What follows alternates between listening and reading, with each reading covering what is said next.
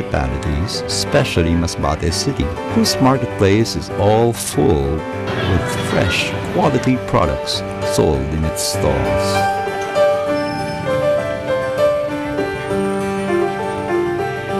The city's street market, or Saudan, opens Friday evenings with manifold merchandise and farm crop from all over the island.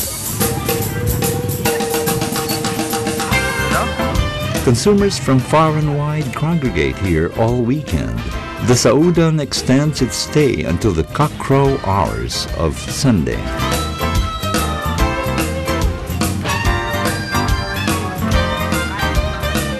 The frenetic activity spills over to the city's main thoroughfare.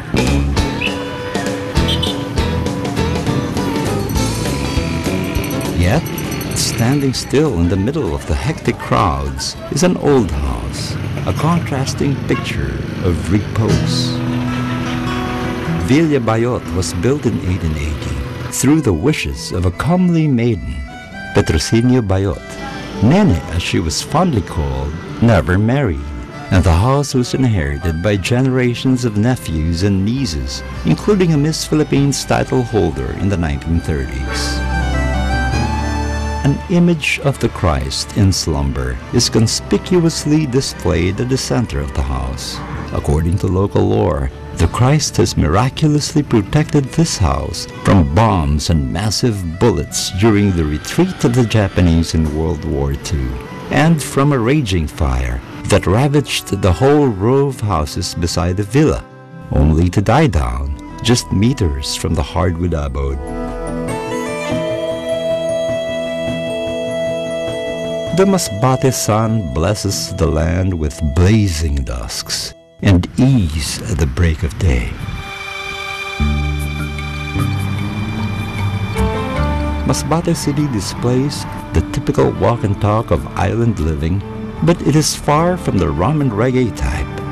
It dances, ever so demurely, to the steady drone of motor-driven boats and the constant banter of the locals, fanned by a lazy breeze. The apparent unhurried lifestyle of this coastal hub gets a jolt, a spirited disruption, year after year.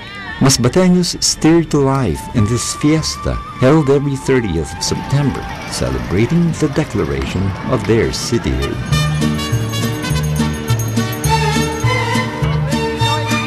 Year after year, at the sun's zenith, the people crowd the streets. A looping, scratchy record fills the air, and the proud young ones who are the prime aficionados of this exercise do more than just march through the sizzling pavement. They dance, sweating and casting sharp shadows under the midday heat.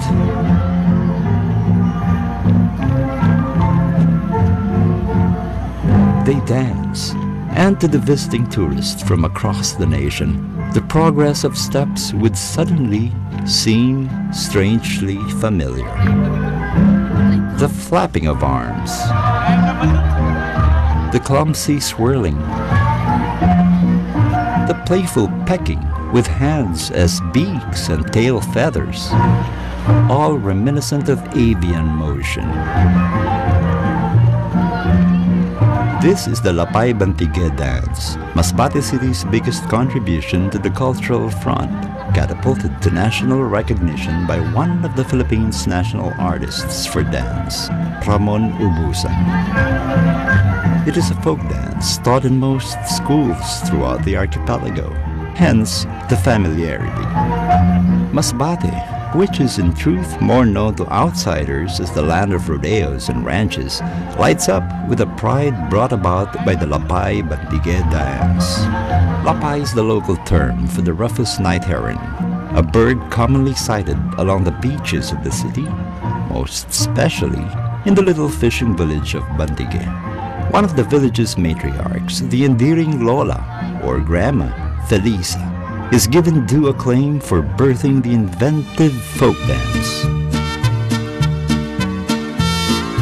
There is a strict rule against dancing barefoot, which works well for the performers and adds to the character of the numbers.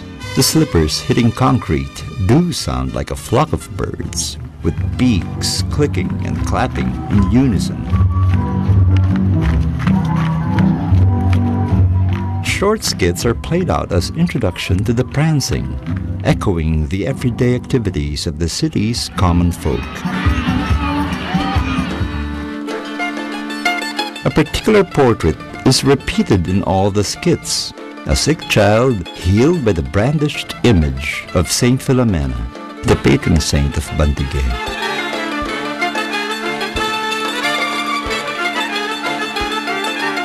The exhibition extends well into the night. In the end, the best dancers are announced and everyone erupts in wild celebration.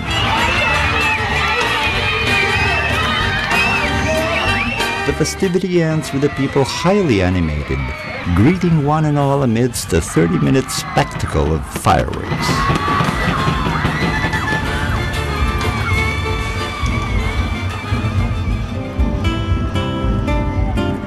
On the other side of the city, genteel and unfrilled, is the village of Bantigue, where it all began.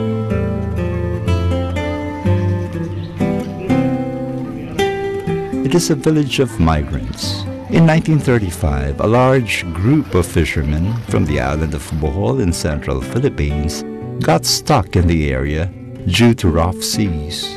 They have stayed since, joined by other migrants from as far as Mindanao.